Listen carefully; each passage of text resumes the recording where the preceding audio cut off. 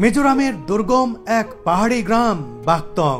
এই গ্রামে রয়েছে দুনিয়ার সবচেয়ে বড় পরিবার।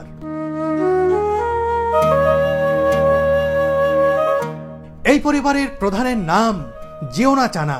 অবিশ্বাস্য হলেও এটাই সত্যি যে একজন নয়, দুজন নয়, জিওনার রয়েছে ৩৯ জন বউ। উত্তর বলছে যে আমি ১০০টা বিয়ে করব। ৯৪ জন সন্তান ও ৩৩ জন নাতি নাতনি সহ এই পরিবারের সদস্য সংখ্যা ১৮০ জন, যা গোটা বিশ্বেই বিরল দৃষ্টান্ত।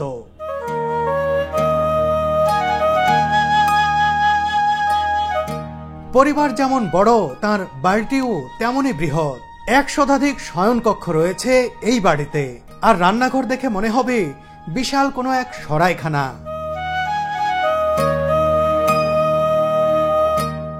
আমরা চা খাচ্ছি এই পরিবারে এসে, আর দেখুন কত বড় রান্নার আয়োজন। অনেকগুলো বড় বড় হাঁড়িতে কিন্তু রান্না করা হচ্ছে, অনেক খাবার, অনেক মানুষ, সে কারণে কিন্তু অনেক রান্না এখানে করা হচ্ছে। এই পরিবারের সদস্যদের খেলাধুলার জন্য বাড়ির পাশে তৈরি করা হয়েছে আস্ত এক স্টেডিয়াম। রয়েছে পারিবারিক স্কুলও।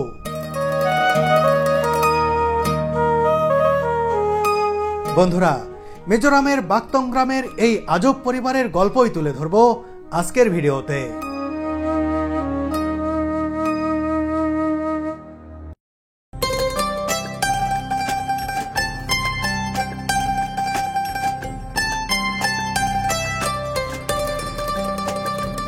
মিজোরামের রাজধানী আইজলে আরেকটি মোহনীয় সকাল দেখার সৌভাগ্য হলো আমাদের। প্রতিদিন সকালে এই পাহাড়ি শহর এমনই স্নিগ্ধ রূপ নিয়ে হাজির হয় চোখের সামনে।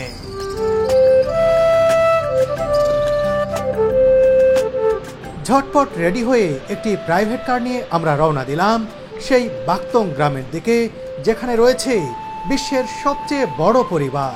আইজল শহর থেকে বাকতং গ্রামের দূরত্ব ৫৫ কিলোমিটার। পাহাড়ের ৫৫ কিলোমিটার মানে অনেক পথ।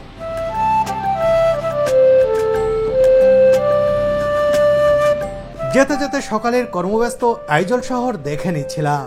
দেখলাম রাস্তার পাশে আইজলের সাপ্তাহিক বাজার বসতে শুরু করেছে। প্রতি শনিবার সকালে বসা এই বাজারে মিজোরামের দূর দূরান্তের পাহাড়ি গ্রাম থেকে বিভিন্ন কৃষিজ পণ্য সামগ্রী নিয়ে আসেন মিজোরা। যেহেতু আমাদের যেতে হবে অনেক দূর, তাই গাড়ি থেকে নেমে ভালো করে বাজারটি দেখার সুযোগ পেলাম না আমি।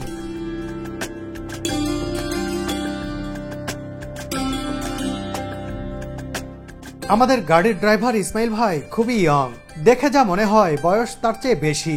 পূর্বপুরুষের আদিনিবাস বাংলাদেশের সিলেট হলেও তার জন্ম এই আইজলেই। আমি খুবই এক্সাইটেড যে বিশ্বের সবচেয়ে বড় পরিবারে যাচ্ছি। এসেছি মিজোরামে, আইজলে, আর সেই পরিবারটি দেখব না সেটা তো হতেই পারে না। আর আমি আজকে যে যাচ্ছি, এই যাওয়াটা আমার একার নয়। আজকে আমার সঙ্গে এই যে আমার ভ্রমণ সঙ্গী বরাবরের নিলয় রয়েছে, আর এই যে রয়েছেন আমি লালজাথান। আবার বলুন দাদা নাম। আমি লালজাথান, লাল। হ্যাঁ, লালদা আমার সঙ্গে যাচ্ছেন। লালদা আমার এই ভ্রমণের বিশেষ প্রাপ্তি বলতে পারেন, যে এই মিজোরামে এসে বাংলা ভাষাভাষী কাউকে আমি পাবো, এটা একেবারে কল্পনারও অতীত। আসলে তিনি একজন বাংলাদেশীয়, যে কি দারুণ ব্যাপার। তিনি বিয়ে করেছেন মিজোরামে, থাকেন কানাডায়, বেড়াতে এসেছেন, আর ঠিক সেই সময় আমি এসেছি। কিভাবে মিলে গেছে দেখুন। আপনি তো আমাদের সাথে যাচ্ছেন। হ্যাঁ, আপনার কেমন লাগছে? আপনি এর আগে গেছেন সেখানে? আমি গিয়েছি একবার নভেম্বরে আমার ফ্যামিলির সঙ্গে। আচ্ছা, ওখানে তারা আমাদেরকে দাওয়াত দিয়েছে, দাওয়াতের জন্য গিয়েছি। আচ্ছা, এটা হচ্ছে আমার দ্বিতীয় ভ্রমণ। ও, দাওয়াত দিয়েছে মানে ওই ফ্যামিলি দাওয়াত ওই দিয়েছে? ফ্যামিলি আমাদেরকে দাওয়াত দিয়েছে, একটা সুগর জবাই করছে, সুগর মাংস খাইতে গিয়েছি আমরা। এবং আমাদের সঙ্গে জার্মানি ফ্রেন্ডরাও ছিল। আচ্ছা, তার মানে আপনাদের সঙ্গে কি, বা আপনার শ্বশুর বাড়ির ফ্যামিলির সঙ্গে কি তাদের কোনো আত্মীয়তা? তাদের আত্মীয়তা। এইটা কিন্তু আমার জানা ছিল না, সত্যি বলছি। উনি যে আমার সঙ্গে যাচ্ছেন এটা তো বিরাট বিষয়। আবার তার শ্বশুর বাড়ির ফ্যামিলির সাথে তাদের যে আত্মীয়তার বন্ধন রয়েছে, এটি কিন্তু আমি জানতাম না।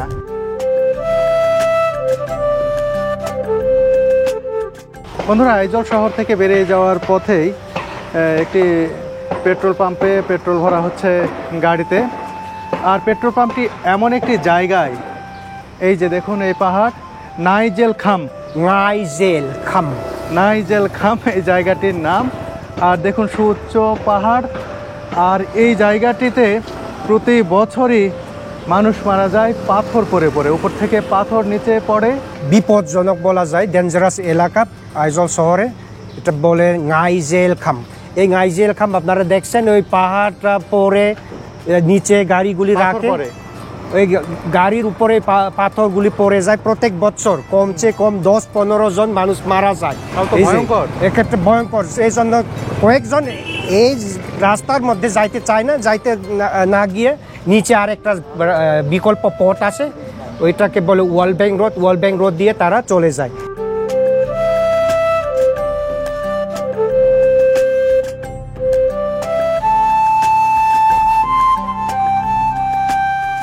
বন্ধুরা, এটি হচ্ছে নাইজেল বাস টার্মিনাল।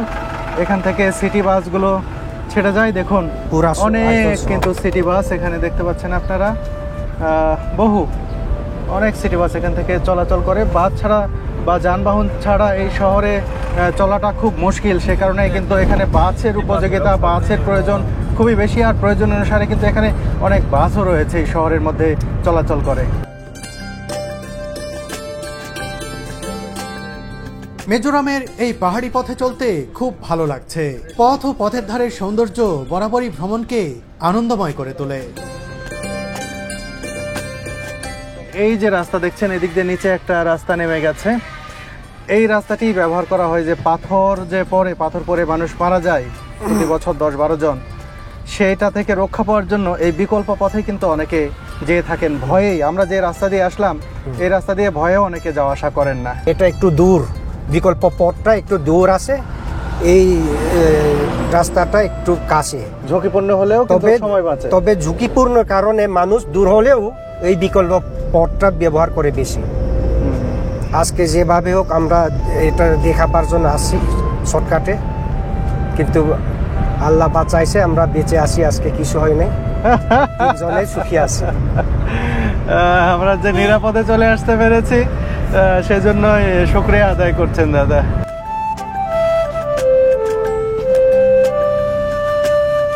আমার তো দারুণ লাগছে, কারণ এই পাহাড়ি আঁকাবাঁকা পথ দিয়ে সেই দুর্গম বাগতোয়াং গ্রামে যাচ্ছি। সেখানে পৃথিবীর সব থেকে বৃহত্তম পরিবারের আবাসস্থল, তো সেখানটা নিয়ে আমার অনেক আগে থেকে আগ্রহ ছিল। তো এখন গিয়ে দেখবো যে আসলে এত বড় পরিবার আসলে কিভাবে উনি মেনটেন করতো।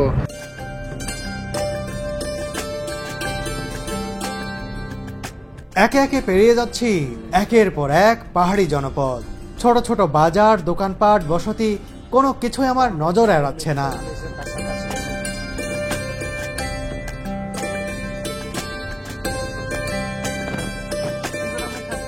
চলতে চলতে আমরা থামলাম মাল্লুংথু নামের একটি ছোট্ট বাজারে।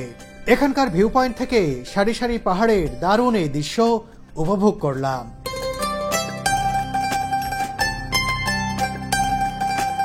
মিজোরামের পাহাড়ের ধারে রেস্টুরেন্টে বসে একবারে লাল চা খাচ্ছি।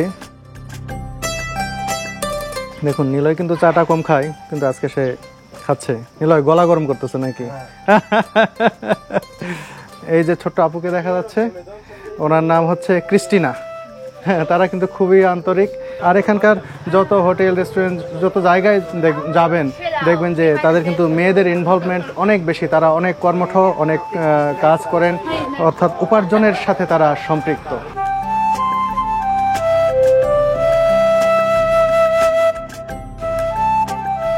বন্ধুরা দেখুন এই যে জিলাপি, দারুণ জিলাপি। এই দোকান থেকে না সব খেতে পারবো না আমি, কিন্তু অনেক টেস্টি। এই দোকান থেকে জিলাপি কিনেছেন, খেতে কেমন হবে ভেবেছিলাম, কিন্তু জিলাপিটা খুবই সুস্বাদু। মাল্লুংথু বাজার পেছনে ফেলে আবারও ছুটতে থাকলাম বাগতোং এর দিকে। এই পথের সৌন্দর্য সত্যি অসাধারণ।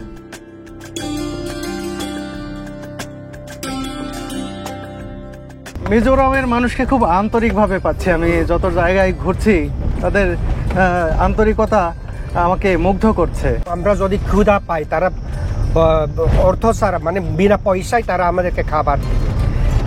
অনেকজন লোক এমনি গুজব ছড়ায় যে মিজোরাম লোকেরা অনেক হিংস্র বা এই সেই, সেটা না আসলে। হিংস্র অবশ্যই আগেরকার হিংস্র, এটা হেড হান্টার তারা, কিন্তু এখনকার সেরকম নেই। এখনকার মানুষ এরা খুব আন্তরিক, সিভিলাইজ হয়ে গেছে, অনেক শিক্ষিত হয়ে গেছে এবং উন্নতি হয়ে গেছে।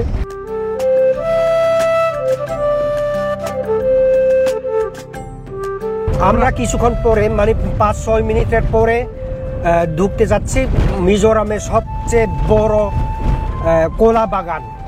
তাই নাকি? সেটা হচ্ছে খুমতুং, যেটা সারা মিজোরাম এবং প্রায় অর্ধেকের মতো আসাম এবং ত্রিপুরা দখল করে আর এই কলা দিয়ে, মানে তারা ইয়ে করে, তাই সাপ্লাই দেয়। নর্থ ইস্ট ইন্ডিয়ার সবচেয়ে বড় কলা বাগানের পাশ দিয়েই যাব, সেটি আপনাদেরকে দেখাবো। এখান থেকেই নাকি আশপাশের অঞ্চলগুলোতে কলার যে চাহিদা তার সিংহভাগই মেটানো হয় এখানকার কলা দিয়ে।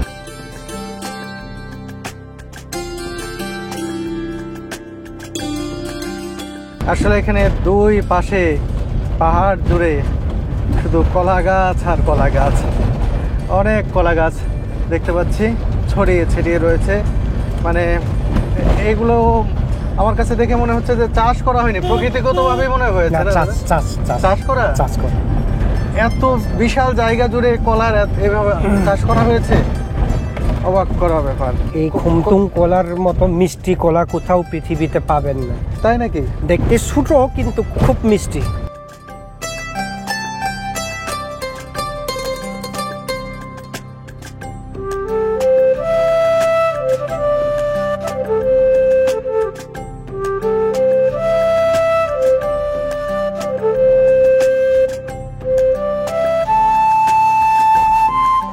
একেবারে মিজোরামের দুর্গম পাহাড়ি জনপদে চলে এসেছি। দুর্গম পথে আস্তে আস্তে এমন একটি জায়গায় এসেছি, এই যে একটি গ্রাম দেখতে পাচ্ছেন, এই গ্রামের নাম হচ্ছে খুমতুং। গ্রামটা দেখুন, দারুণ একটি গ্রাম। এই দূর থেকে দেখতে পাচ্ছি একেবারে পাহাড়ের উপরে অনেক বড় একটি গ্রাম এই খুমতুং। আর খুমতুংয়ের এই পাশে এই যে দেখার চেষ্টা করুন, ওই যে আমার হাতের আঙুলের সোজা বেশ কিছু বাড়ি দেখতে পাচ্ছেন। একটু পাহাড়ের মাথার দিকে দেখুন, পাহাড়ের মাথার ঠিক নিচের দিকে এই ফাঁকে, এটাই হচ্ছে সেই বাকতং গ্রাম।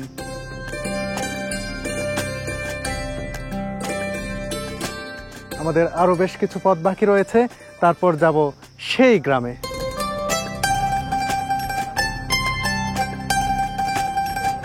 বন্ধুরা, আমরা খুমতুং গ্রামে প্রবেশ করলাম।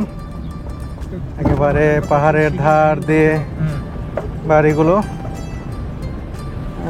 খুব সুন্দর লাগছে গ্রামটা। এই খুমতুং গ্রামটা দেখুন, যে উপরের দিকে এক লেয়ারে বাড়িঘর, আবার ঠিক পাহাড়ের নিচের ঢালে আরেক লেয়ার দিয়ে বাড়িঘর। বাবারে, এখানে অনেক বড় বড় বিল্ডিংও দেখতে পাচ্ছি।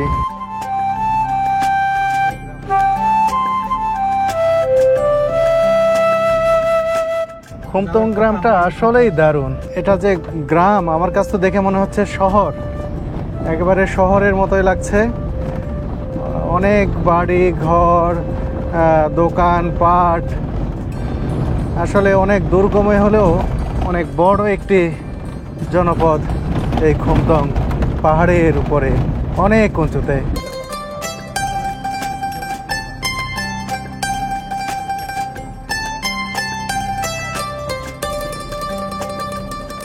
অনেক পথ পেরিয়ে অবশেষে ধীরে ধীরে আমরা প্রবেশ করলাম বাকতং গ্রামের ভেতরে। মিজোরামের গহীন পাহাড়ি অঞ্চলের এই গ্রামটি অনেক বড়, প্রাচীন আর উন্নতও বটে। এখানকার বাড়িঘর দেখেই আন্দাজ করতে পারবেন তাদের অনেকেই বেশ সম্পদশালী।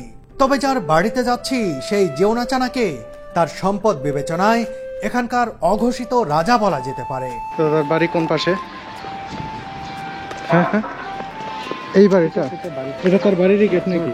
এই গেটটা থেকে সব তার বাড়ি। বন্ধুরা, এই যে বাড়িটির একটা গেট দেখতে পাচ্ছেন, অনেক বড়। এই গেটটাই হচ্ছে তার বাড়ির গেট। এই গেটের ভিতর দিয়ে প্রবেশ করতে হবে। ভিতরে কিন্তু বিশাল বাড়ি, যে পিঙ্ক কালারের বাড়ি দেখছেন এটি তারই বাড়ি।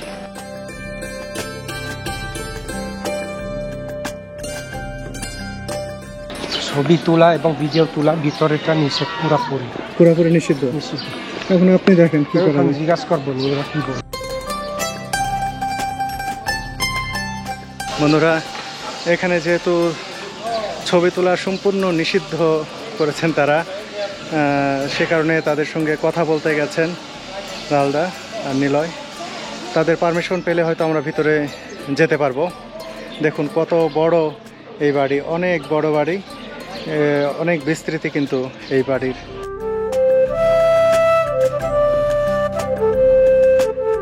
দেখুন কত বড় এই বাড়িটি, সামনে দাঁড়িয়ে দেখলে এর বিশালত্ব বোঝা যায় না।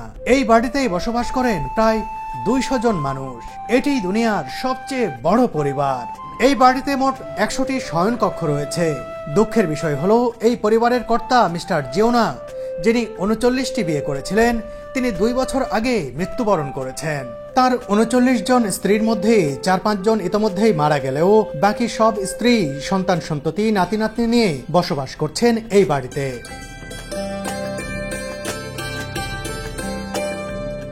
মিস্টার জেওনার সন্তান সংখ্যা 94 জন, পুত্রবধূ 14 জন ও নাতি নাতনি 33 জন।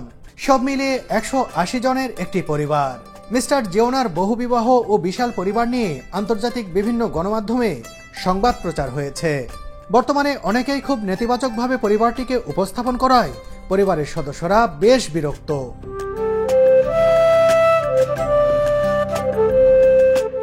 বন্ধুরা, অবশেষে এই বাড়িতে প্রবেশের অনুমতি পেয়েছি। একমাত্র অনুমতি পেলাম লালদার কারণে, কারণ তার ওয়াইফের আত্মীয়তা রয়েছে এই বাড়িতে, অর্থাৎ কোন এক সূত্রে তার ওয়াইফ এই বাড়ির আত্মীয়।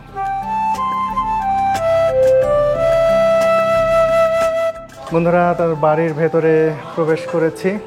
এসেই দেখতে পেলাম যে সবজি কাটা হচ্ছে। দেখুন কতগুলো সবজি। এই বাড়িতে যেহেতু অনেক মানুষের জন্য রান্না করা হয়, আর দেখুন কত সবজি এখানে এক বেলার জন্য রান্না করা হচ্ছে। শুধুমাত্র ব্রোকলি, হ্যাঁ ব্রোকলি রান্না করা হচ্ছে। আর এই যে দেখছেন উনি হচ্ছে জায়ন, যার নাম, তার হচ্ছেন যিনি তার দ্বিতীয় বউ। হ্যাঁ, উনি দ্বিতীয় বউ। হ্যাঁ। প্রথম বউ অসুস্থ, আজকে আমরা তাকে দেখতে পারবো না, কিন্তু দ্বিতীয়টা দেখতে পাচ্ছি। আমি তার সঙ্গে কথা বলছি, সে অ্যালাউ করছে আমাদেরকে ছবি তোলা এবং ভিডিও করা। মিস্টার জিওনার এই দ্বিতীয় স্ত্রীর নাম ক্লো ওয়াংই। তাকে খুবই আন্তরিক মনে হলো। সবজি কাটা বাদ দিয়ে তিনি আমাদেরকে বাড়ির আরো ভেতরে নিয়ে গেলেন। তার সাথে যাওয়ার সময় বিশাল রান্নাঘরটা এক পলক দেখে নিলাম। মিস্টার জিওনাকে নিয়ে বাড়ির ড্রয়িং স্পেসের দেয়ালে তৈরি বিশাল ফটো গ্যালারির সামনে আমাদের নিয়ে এলেন ক্লো ওয়াংই। এখানে জিওনা চানার বড় দুটি ছবি দেখালেন তিনি। এটা তার মা, জায়নার মা। হ্যাঁ, কোনটা? এটা জায়নার মা। ও আচ্ছা। বন্ধুরা দেখুন, এটা জায়নার মা, এটা তার বাবা, তার বাবার সাথে। এটা তার বাবার ছবি। এখানে দেখুন মিস্টার জিওনার জন্মদিনে তার কন্যাদের সাথে তোলা একটি ছবি। জিওনার স্ত্রী খুবই আন্তরিকতার সাথে ছবিগুলো দেখালেন আমাদের। এই যে দেখুন, এটি কিন্তু গোটা পরিবারের সাথে তোলা জিওনার একটি চমৎকার ছবি।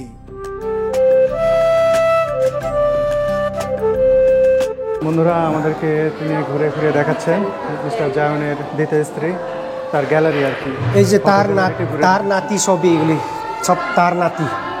এগুলা সব তার নাতিদের ছবি এখানে রাখা হয়েছে। দেখুন তার নাতি প্রতি কত।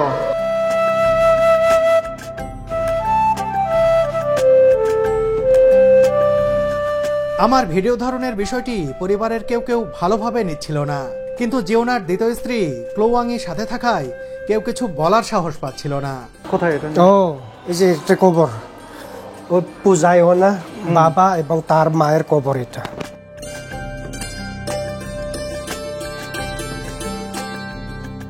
পাশাপাশি দুটি সমাধি দেখতে পাচ্ছেন। একটি সমাধি হচ্ছে মিস্টার জাউনের বাবার, আর একটি হচ্ছে তার মার।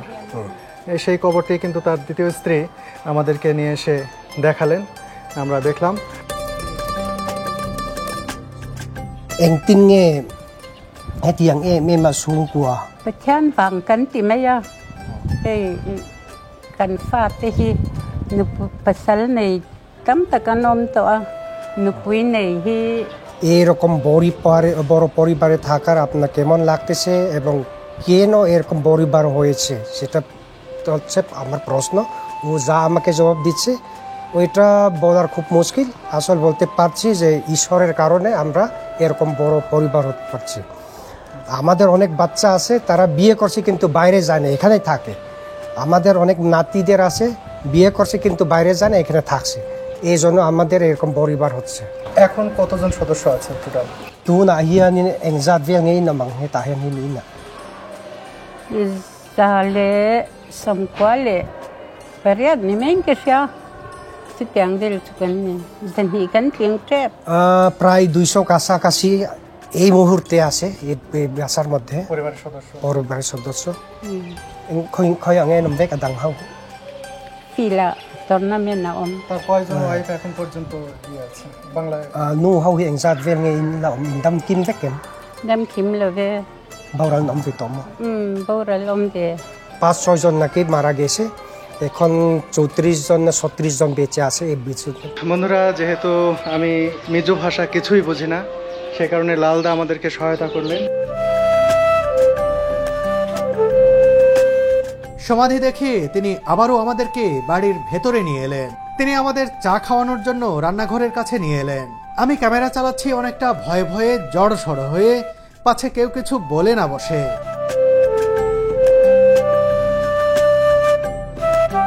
এই মুহূর্তে 4টি চুলায় বড় বড় পাত্রে দুপুরের খাবার রান্না হচ্ছে। দেখে মনে হবে কোনো মহাভোজের আয়োজন চলছে, অথচ এটি এই বাড়ির প্রতিদিনের চিত্র। এখানে চায়ের কেতলি কতগুলো দেখুন। বড় একটি কেতলি থেকে আমাদের চা পান করতে দিলেন ক্লোওয়াঙ্গি।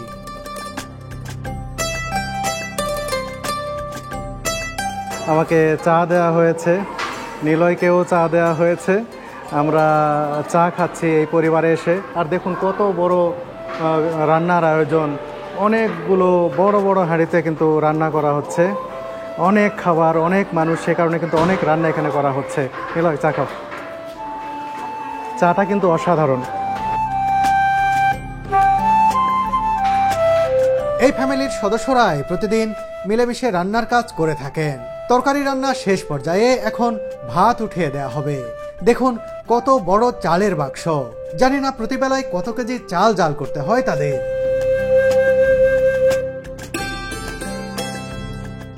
জিওনা চানার বয়স যখন 17, তখন তিনি প্রথম বিয়ে করেন। একসময় 1 বছরেই নাকি 10টি বিয়ে করেছিলেন তিনি। বাড়িটির কেন্দ্রে জিওনা চানার বিরাট একটি শয়নকক্ষ রয়েছে। সেই শয়নকক্ষের চারপাশে রয়েছে ডরমিটরি, যেখানে অবস্থান করতেন তার স্ত্রীরা। প্রতি রাতে 5 থেকে 7 জন স্ত্রীকে সাথে নিয়ে ঘুমাতেন তিনি। তার স্ত্রীদের মধ্যে অনেকেই অল্প বয়সের সুন্দরী শিক্ষিতা তরুণী। তাদের একজনকে অস্ট্রেলিয়ান এক গণমাধ্যম কর্মী জিজ্ঞেস করেছিলেন, এত সুন্দরী হয়েও কেন বহুগামী এমন বৃদ্ধ লোককে তিনি বিয়ে করলেন।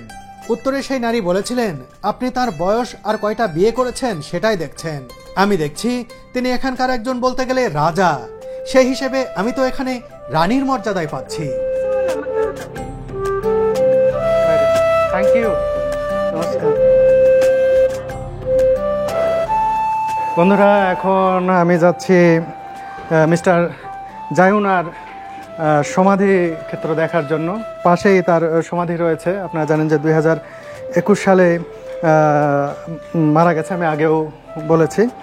তার সমাধিটা একটু, তার বাসাটা একটু উপরে, আর পাহাড়ের একটু নিচের দিকে, একটা নিচের স্তরে তার সমাধি। লালদা নিয়ে যাচ্ছেন, আমি লালদার সাথে সাথে যাচ্ছি।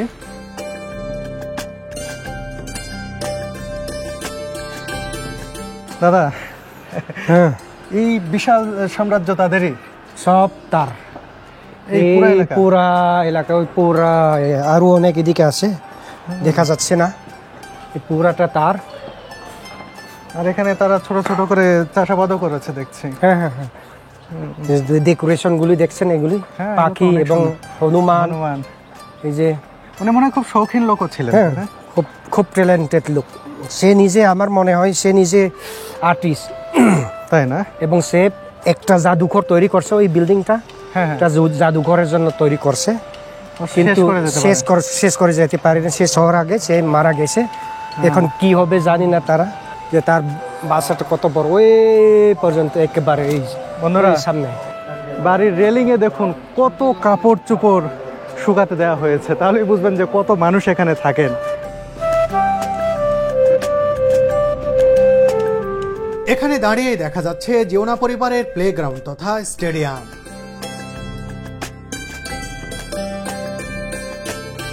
আমরা খেলার মাঠের আরো কাছে যাব, তার আগে এখান থেকেই বাকতং গ্রামটি এক নজর ভালো করে দেখে নিই।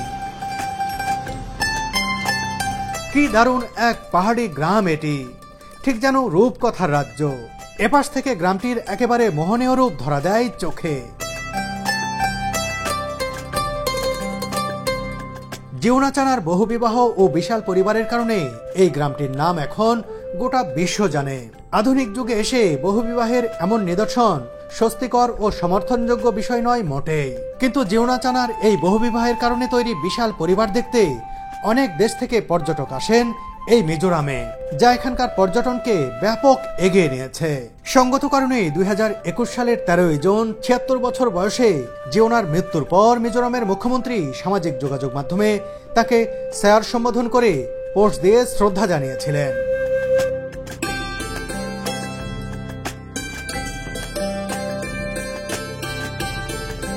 এবার আমরা পাহাড়ি ঢালে তৈরি রাস্তা দিয়ে আরো নিচের দিকে নামতে থাকলাম। বন্ধুরা, এই যে সমাধি দেখতে পাচ্ছেন, এটি হচ্ছে মিস্টার জায়নের সমাধি।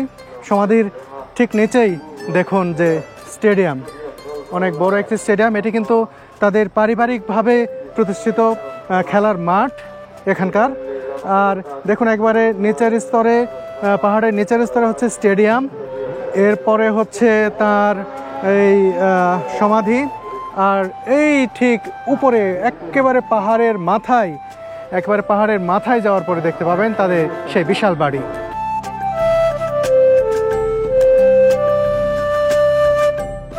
খ্রিস্টান ধর্মের অনুসারী মিস্টার জিওনার সমাধি কক্ষের উপরে একটি বাজ পাখির ভাস্কর্য স্থান পেয়েছে। পর্যটকরা এখানে এলে এই সমাধিটি ঘুরে দেখেন।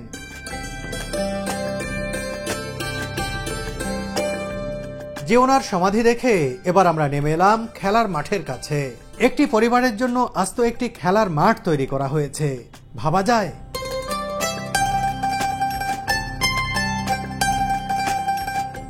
বন্ধুরা, এই স্টেডিয়ামে খেলা চলছে নারীদের ফুটবল। অনেক দর্শক এখানে রয়েছেন। আর এইরকম একটি গ্রামে এরকম একটি শুধু খেলার মাঠ বললে খুব কম করে বলা হয়, এরকম দুর্গম জায়গায় দেখুন রীতিমতো একটি স্টেডিয়াম।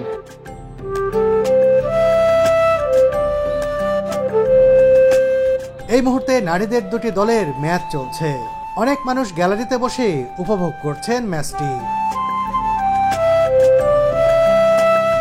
জিওনা পরিবারের জন্য তৈরি করা হলেও এটি বাকতং গ্রামের মানুষের ক্রীড়া চর্চার প্রাণকেন্দ্র হয়ে উঠেছে।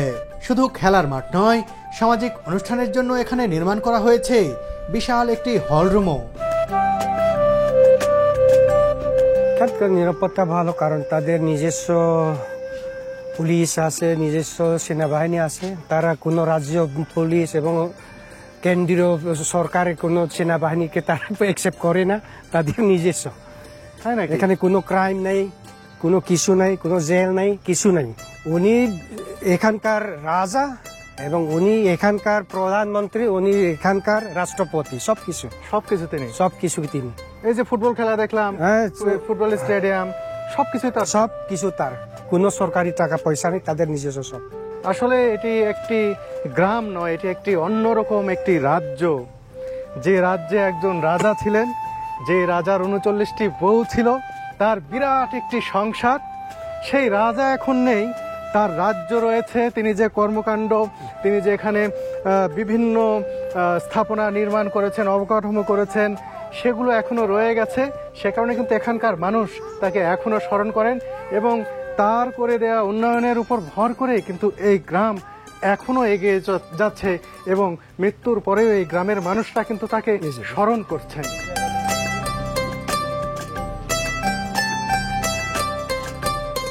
Eng ang in nge in en reng reng tin su lal ang in nge an nilo pathian ang in nge an nilo শুয়ে টু নি ভাই doktan phoi tu ও তারা উনি বলছে যে উনি একজন ধর্মীয় নেতা আর কি জিজ্ঞাসা তাকে কেমন মানুষ হিসেবে দেখেছেন? মিঠিন না yan enge soi du nai ne irin น่าจะชื่อปัทเทียนมีมันกันง่ายตาชื่อจุกกันช่วยตัวกันประมาณ উনি একজন খুব ধার্মিক মানুষ ওই ধার্মিক মানুষ হিসাবে আমরা তাকে ধর্মীয় নেতা হিসেবে মানি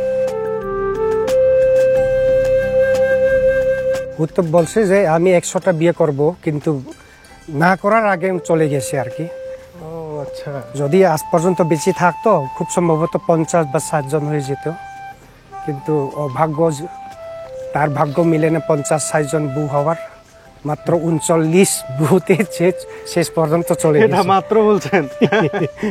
তার নাকি সেঞ্চুরি করার ইচ্ছা ছিল কিন্তু তিনি তো সেঞ্চুরি করতে পারেননি। হাফ সেঞ্চুরির আগেই তিনি আউট হয়ে গিয়েছেন। দুঃখিত, মজা করে বললাম। একজন মানুষ মৃত্যুবরণ করেছেন, তার সম্পর্কে হয়তো এরকম বলা ঠিক না, কথা ছলে বলে ফেলেছি। যাই হোক, তার ইচ্ছে ছিল 100টা বিয়ে করার, কিন্তু তিনি সেটি শেষমেশ করতে পারেননি। দুনিয়ার সবচেয়ে বড় পরিবার দেখে বাক্তংগ্রাম থেকে এবার আইজল শহরে ফেরার পালা। মিজোরামের এই গ্রামে এসে সত্যি সত্যি বিচিত্র এক অভিজ্ঞতার সঞ্চয় হলো আমার।